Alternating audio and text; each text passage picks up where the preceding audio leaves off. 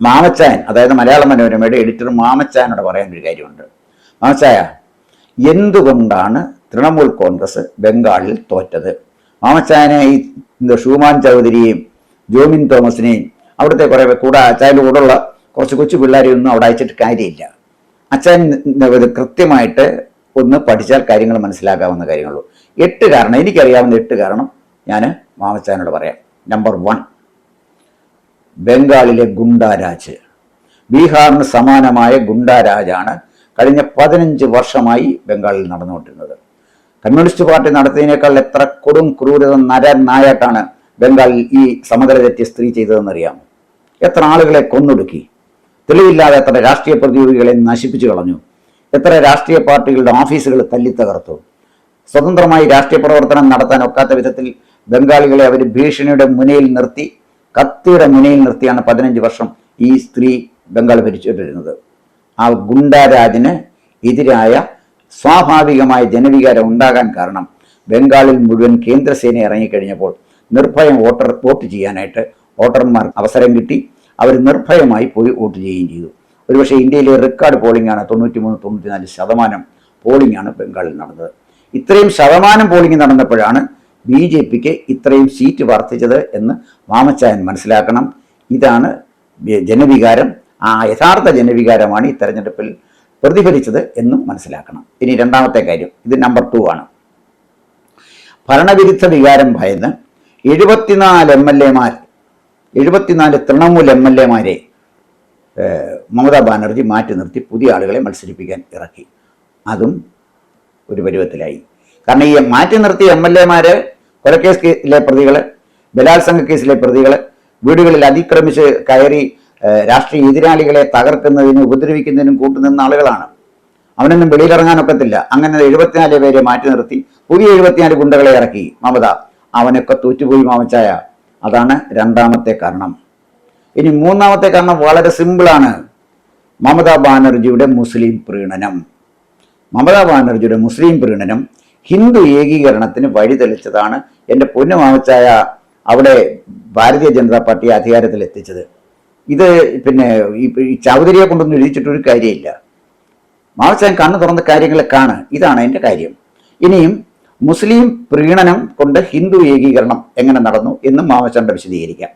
അതായത് 30% മുസ്ലിം വോട്ടർമാരുള്ള പിന്നെ നിയോജക മണ്ഡലങ്ങളിൽ 32 സീറ്റാണ് തൃണമൂൽ കോൺഗ്രസിന് കിട്ടിയത്. 50% മുസ്ലിങ്ങളുള്ള നിയോജക മണ്ഡലത്തിൽ 56 സീറ്റാണ് തൃണമൂലിന് കിട്ടിയത്. അപ്പോൾ തൃണമൂല് മുസ്ലിം ഭൂരിപക്ഷ പ്രദേശത്തേക്കായിട്ട് മാത്രം ഒതുക്കപ്പെട്ടു. ഹിന്ദു ഭൂരിപക്ഷമുള്ള മണ്ഡലങ്ങളിലെ അവർ പരിപൂർണമായി നിഷ്കാസിതരായി മാമച്ച. അതാണ് അതിൻ്റെ ഫാക്ട്. അത് കാണ്, അത് മനസ്സിലാക്ക്. അതറിയാതെ ചുമ്മാതെ BJPയെ ചീത്ത വിളിച്ചിട്ടൊന്നും കാര്യമില്ല. മാമച്ചായൻ ഇങ്ങനെ അധപ്പതിച്ചതിൽ, ഈ പത്രപ്രവർത്തന വ്യഭിചാരം നടത്തുന്നതിൽ ദുഃഖമുള്ളൊരു വായനക്കാരനാണ് ഞാൻ. അതുകൊണ്ടാണ് ഞാൻ ഇത് പറയുന്നത്. ഇനിയും നാലാമത്തെ കാരണം മാമച്ചാനോട് പറയാം. 2021 നിന്ന് വ്യത്യസ്തമായിട്ട് മുസ്ലിം വോട്ടുകൾ ഈ തെരഞ്ഞെടുപ്പിൽ ഭിന്നിച്ചു മാമച്ചായ. 2021 ഒന്നിച്ച് മുസ്ലിങ്ങൾ വോട്ട് ചെയ്തു. അത് 5-6 ഘട്ടമായിട്ടാണ് അവിടെ തെരഞ്ഞെടുപ്പ് നടത്തിയത്. ഒരു തെരഞ്ഞെടുപ്പ് നടന്നു കഴിയുമ്പോഴത്തേക്ക് ഈ ഗുണ്ടകളെല്ലാം കൂടെ അടുത്ത തെരഞ്ഞെടുപ്പ് നടത്തുന്ന സ്ഥലങ്ങളിലേക്ക് വിട്ട് ഭീഷണിപ്പെടുത്തി നേടിയൊരു വിജയമായിരുന്നു 2021 നമ്മൾ കണ്ടത്. ഒപ്പം മുസ്ലിം വോട്ടുകൾ ഏകീകരിക്കുകയും ഹിന്ദു വോട്ടുകൾ ചെയ്യാൻ പോകാതിരിക്കുകയോ ഭിന്നിക്കപ്പെടുകയോ ചെയ്തു. അതാണ് 2021 മമത നേടിയ വിജയത്തിൻ്റെ കാരണം. ഇപ്രാവശ്യം മുസ്ലിം വോട്ടുകൾ എങ്ങനെ ഭിന്നിച്ചു എന്ന് ഞാൻ പറയാം. CPIM-ഉം SDPI നമ്മുടെ വിപ്ലവകാരികളാണേ. അത് ഇവിടുത്തെ വിപ്ലവകാരികൾ പ്രത്യേകം ശ്രദ്ധിച്ചോണം. ബംഗാളിലെ SDPI-യുമായിട്ടാണ് CPM കൂട്ടുകൂടിയത്. അവരാരുമായിട്ടും കൂടും, ഏത് മരപ്പട്ടിയുമായിട്ടും ഏത് ചെകുത്താനുമായിട്ടും കൂട്ടുകൂടുന്ന സംസ്കാരമാണല്ലോ. അതുകൊണ്ട് ഈ വംശനാശം അവിടെ സംഭവിച്ചത്. ഇവിടെ ചെകുത്താൻ്റെ ഭരണം അവസാനിക്കുകയും ചെയ്തു. എന്തായാലും ശരി, 2026 തെരഞ്ഞെടുപ്പിൽ CPM SDPI-യുമായി കൂട്ടുകൂടിയത് CPM-ന്റെ ബേസ് അവിടെ അടിത്തറ ഇറക്കി കളഞ്ഞു. അതാണ് ഒരു കാരണം. രണ്ടാമത്തെ കാരണം, തൃണമൂലിൽ പണ്ടുണ്ടായിരുന്ന ഒരു മുസ്ലിം നേതാവ് ഉണ്ടായിരുന്നു. അദ്ദേഹത്തിൻ്റെ പേര് ഹുമയൂൺ കബീർ എന്നാണ്. അദ്ദേഹം ഒരു രാഷ്ട്രീയ പാർട്ടി രൂപീകരിച്ചു. AJUP എന്നാണ് ഈ പാർട്ടിയുടെ പേര്. അദ്ദേഹം കുറേ സ്ഥാനാർത്ഥികളെ നിർത്തി. മമതയ്ക്ക് കിട്ടേണ്ട മുസ്ലിം വോട്ടുകൾ അവർ ഭിന്നിപ്പിച്ചുകൊണ്ട് പോയി. പിന്നെ മജ്ലിസ് പാർട്ടി, ഒവൈസിയുടെ മജ്ലിസ് പാർട്ടി അദ്ദേഹത്തിൻ്റെ സ്ഥാനാർത്ഥികളെ നിർത്തി.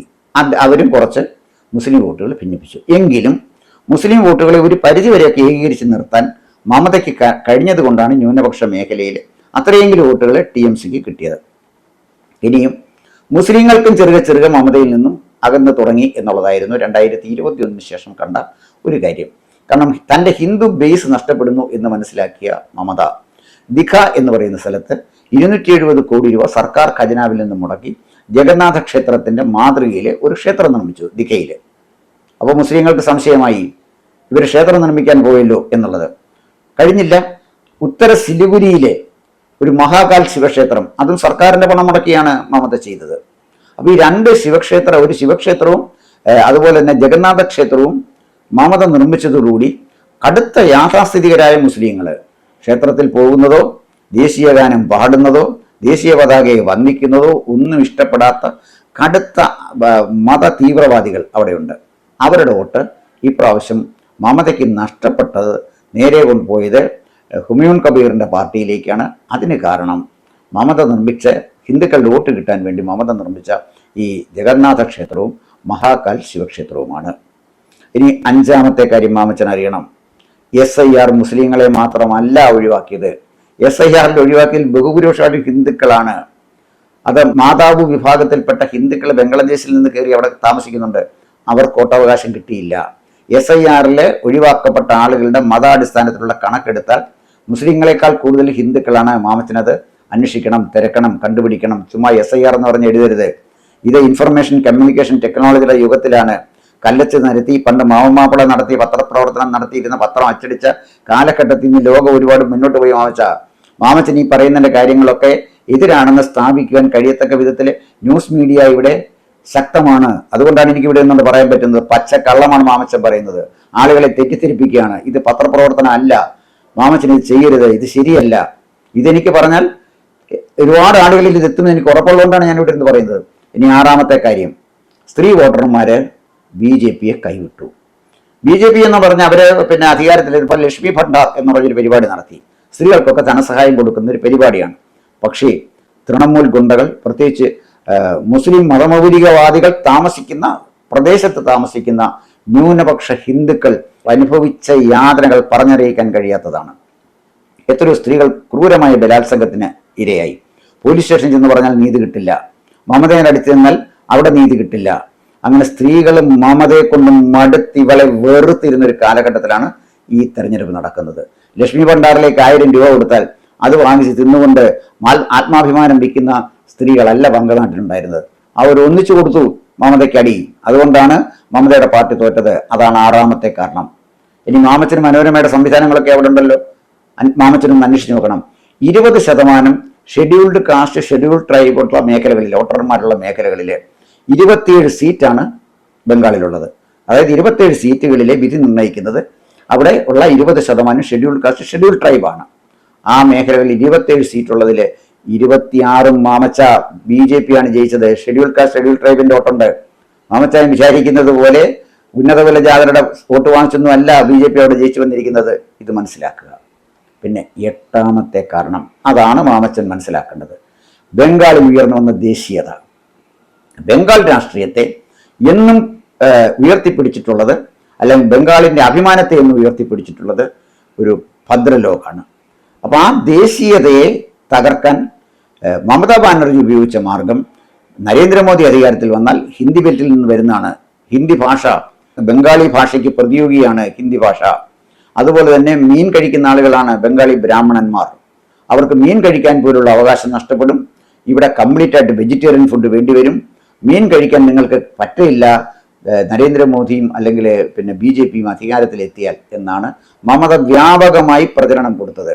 അപ്പോൾ ബംഗാളി ദേശീയതയെ ഇന്ത്യൻ ദേശീയതയ്ക്ക് മുകളിൽ പ്രതിഷ്ഠിക്കാനും മീൻ കഴിക്കാൻ പോലും കഴിയാത്ത വിധത്തിൽ ആഹാരത്തെ പോലും BJP നിയന്ത്രിക്കുമെന്നുള്ള കപട പ്രചരണം പരിപൂർണമായി പാളി മാമച്ച. അത് മനസ്സിലാക്കുക. തിരക്കണം. അവിടെ ഏജന്റുമാരും പത്രക്കാരനൊക്കെ ഇല്ലേ, നിങ്ങളുടെ ആളുകളുണ്ടല്ലോ, അവിടെ പോയി തിരക്ക്. ബംഗാളി ദേശീയതയ്ക്ക് മുകളിൽ ഇന്ത്യൻ ദേശീയത നേടിയ വിജയമാണ് ബംഗാളിൽ കണ്ടത്. ബംഗാൾ ഇന്ത്യയുടെ അവിഭാജ്യമായ ഭാഗമാണെന്നും ഇന്ത്യൻ സംസ്കാരത്തിന്റെ ഭാഗമാണ് ബംഗാളെന്നും ഇന്ത്യയിൽ ഉയർന്നു വരുന്ന ഹിന്ദുത്വത്തിന്റെ ഭാഗമാണ് ബംഗാളിലെ ഹിന്ദുക്കളെന്നും അവർ തിരിച്ചറിഞ്ഞതാണ് മാമച്ച ബംഗാളിൽ BJP ജയിക്കാനുള്ള പ്രധാനപ്പെട്ട കാരണം. മാമച്ചനെ കണ്ണ് തുറന്ന് സത്യം കാണണം. വെള്ളെടുത്തുകൊണ്ട് ആനയെ കാണാൻ കഴിയാതെ പോകുന്നത് നിർഭാഗ്യകരമാണ്. ഈ മാമച്ചനും മാത്യു ശാമുലും എതിർക്കും തോറും കേരളത്തിലെ ഭാരതീയ ജനതാ പാർട്ടി വളരുകയാണ്. നിങ്ങൾ ധൈര്യമായിട്ട് എതിർക്കണം, പച്ചക്കള്ളം പറയണം, അർത്ഥസത്യങ്ങൾ പറയണം, പത്രപ്രവർത്തന വ്യഭിചാരം നടത്തണം, നരേന്ദ്രമോദിയുടെ പേരിൽ പിരിവെടുത്തിട്ട് നരേന്ദ്രമോദിക്കെതിരെ വാർത്ത കൊടുക്കണം, എന്ത് അധമപ്രവർത്തനം നിങ്ങൾക്ക് നടത്താം. പക്ഷെ നിങ്ങൾ മറക്കരുത്, നിങ്ങളുടെ കള്ളം, നിങ്ങളുടെ കാപട്യം ഇത് തുറന്നു കാണിക്കത്തക്ക വിധത്തിൽ ശക്തമായ സോഷ്യൽ മീഡിയ കേരളത്തിൽ വളർന്നു വരുന്നുണ്ട് എന്നുള്ള വസ്തുത നിങ്ങൾ മറക്കരുത്. ഇനിയും അവസാനമായിട്ട് മാമച്ചാനോട് ഒരു കാര്യം കൂടെ പറയാം. 2011 ഭാരതീയ ജനതാ പാർട്ടി കിട്ടിയത് 4% വോട്ടാണ്. ഒരു സീറ്റ് പോലും കിട്ടിയില്ല ബംഗാളിൽ 2011. 2016 വന്നു, ബംഗാളിൽ 3 സീറ്റ് കിട്ടി. ശക്തമായ എതിർപ്പിനെ അവഗണിച്ച് 10% വോട്ടേ ഭാരതീയ ജനതാ പാർട്ടിക്ക് 2016 കിട്ടിയുള്ളൂ. 2021 വന്നു, 27 സീറ്റ് കിട്ടി. മാമച്ചായ 25 ഇരട്ടി വർധനവാണ് ഭാരതീയ ജനതാ പാർട്ടിക്ക് ഉണ്ടായത്. അന്നും SIR ഇല്ലായിരുന്നല്ലോ മാമച്ചായ. അന്ന് ന്യൂനപക്ഷ വർഗീയതയ്ക്കെതിരെ അവിടെ ആരും ബഹളം ഉണ്ടാക്കാൻ വന്നില്ലല്ലോ, ഒരു മുസ്ലിം പീഡനവും അവിടെ നടന്നില്ലല്ലോ. അപ്പോൾ 2016 നിന്ന് 2021 വന്നപ്പോൾ 25 ഇരട്ടി വർധന ഭാരതീയ ജനതാ പാർട്ടി എങ്ങനെ നേടി നോക്കണം? SIR അവിടെയുള്ള കാലം തന്നെ. അതുകൊണ്ട് SIR കൊണ്ടാണ് ഇത് നേടിയത് എന്ന് മാമച്ചനും എങ്ങാണ്ട് കിടക്കുന്ന ഒരു ചൗധരിയെ പിടിച്ചുകൊണ്ട് വന്ന് പറയിപ്പിക്കരുത്. പറ്റുമെങ്കിൽ ആ ജോയിൻ തോമസിനെ കൊണ്ടുവന്ന് ഒരു ലേഖനവും കൊണ്ട് എഴുതിച്ചു. അതിന് ഞാൻ വേറെ പ്രത്യേകിച്ച് മറുപടി പറഞ്ഞോളാം. ഇനി മാമച്ചൻ ഒരു കാര്യം കൂടെ വിചാരിച്ചോണം, മറക്കരുത്, 1980 BJP ഉണ്ടായത്. BJP ഗുജറാത്തിൽ ആദ്യമായിട്ട് മത്സരിക്കുന്ന 1985 അന്ന് അവർക്ക് 11 സീറ്റാണ് ഗുജറാത്തിൽ കിട്ടിയത്. 1990 ആയപ്പോൾ ആ സീറ്റ് 67 വർദ്ധിച്ചു. 1995 അവർ ഗുജറാത്ത് പിടിച്ചു. ഈ ഗുജറാത്ത് ആരുടെ സ്റ്റേറ്റാണെന്നറിയാമല്ലോ? മൊറാർജി ദേശായിയുടെ, സർദാർ വല്ലഭഭായ് പട്ടേലിൻ്റെ, കോൺഗ്രസിലെ പ്രമുഖന്മാരായ നേതാക്കന്മാരുടെ സംസ്ഥാനമാണ് ഗുജറാത്ത്. ആ ഗുജറാത്ത് 1995 തന്നെ BJP പിടിച്ചു. 2023 കഴിഞ്ഞ അവസാനത്തെ തെരഞ്ഞെടുപ്പ് നടക്കുമ്പോൾ 182 അംഗങ്ങളുള്ള ഗുജറാത്ത് നിയമസഭയിൽ 156 പേര് ഭാരതീയ ജനതാ പാർട്ടി അംഗങ്ങളാണ് മാമച്ചായ. അത് മനസ്സിലാക്കണം. ഇനി വിഷമിക്കേണ്ട. ഈ കഴിഞ്ഞ ഒരു മാസം മുമ്പ് നടന്ന ലോക്കൽ സെൽഫ് ഗവൺമെന്റ് തദ്ദേശ സ്വയംഭരണ സ്ഥാപനങ്ങളിലേക്കുള്ള തെരഞ്ഞെടുപ്പിന്റെ കണക്ക് ഞാൻ പറയാം. 15 കോർപ്പറേഷനാണ് ഗുജറാത്തിലുള്ളത്. 15ഉം BJP ആണ് ജയിച്ചത്. ജില്ലാ പഞ്ചായത്തുകളെ 35 എണ്ണമാണുള്ളത്. അതിൽ 33ഉം BJP ആണ് ജയിച്ചത്. 84 മുനിസിപ്പൽ കോർപ്പറേഷൻസ് ഉണ്ട് അവിടെ. 84-ലെ 76ഉം BJP ആണ് ജയിച്ചത്. മാമച്ചൻ ആഗ്രഹിക്കെ, സ്വപ്നം കാണ്, മുട്ടിപ്പായി പ്രാർത്ഥിക്കെ, സോണിയാജിയും കുടുംബവും വരണേ എന്ന് എൻ്റെ കർത്താവ് തമ്പുരാനെ എന്ന് പറഞ്ഞ് പ്രാർത്ഥിച്ചു. ഒരു കുഴപ്പമില്ല. കർത്താവ് തമ്പുരാൻ്റെ അനുഗ്രഹം നരേന്ദ്രമോദിക്കാണ്. കാരണം കർത്താവ് തമ്പുരാൻ സത്യസന്ധരായ ആളുകളോടെ നിൽക്കുകയുള്ളൂ. നിന്നെപ്പോലെ നിൻ്റെ അയൽക്കാരനെ സ്നേഹിക്കുന്ന ആളുകളോടെ നിൽക്കുകയുള്ളൂ. അതുകൊണ്ട് മാമച്ചായൻ്റെ ഈ കലാപരിപാടികൾ പൂർവാധികം ശക്തിയായിട്ട് മുന്നോട്ട് പോകണം. മാത്യു ശാമലച്ചായ അച്ചായനും ചെയ്യാനൊക്കുന്ന കാര്യങ്ങളൊക്കെ ചെയ്തു. കേരളത്തിൽ BJP അധികാരത്തിൽ വരും. അതിന് തക്ക വിധത്തിൽ കേരളത്തിലൊരു ജനകീയ ഐക്യം, പൊതുസമൂഹത്തിൻ്റെ ഐക്യം രൂപം കൊണ്ടിട്ടുണ്ട്. നിങ്ങൾക്കത് തടയാൻ കഴിയില്ല. പഴമുറം കൊണ്ട് സൂര്യനെ മറയ്ക്കാൻ ഇറങ്ങിത്തിരിച്ചിരിക്കുന്ന മാമച്ചായനും മാത്യു ശാമുലും ഒക്കെ യാഥാർത്ഥ്യബോധത്തോടെ കാര്യങ്ങൾ കാണണമെന്ന് മാത്രമേ എനിക്ക് പറയാനുള്ളൂ. കൂടുതൽ വാർത്തകളും വിശേഷങ്ങളും നേരിട്ട് ലഭിക്കാൻ ജനങ്ങളിൽ നിന്ന് ജനങ്ങളിലേക്ക് ജനഭൂമി ന്യൂസ് സബ്സ്ക്രൈബ് ചെയ്യൂ. ബെൽ ബട്ടൺ അമർത്താനും മറക്കരുത്.